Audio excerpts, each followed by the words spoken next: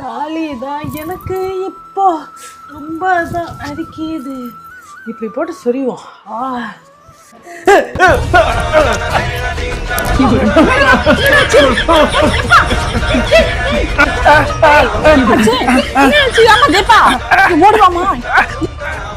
என்னாச்சு என்னாச்சு வந்து பாரு என்னாச்சு பாரு நமக்கு என்னாச்சு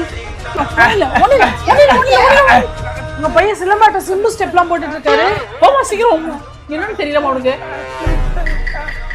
ஆமா உன் தலை மேல என்ன ஏர்பட் போட்ட மாதிரி இருக்குது. இப்ப பாரு சரியாயிடும் பாரு.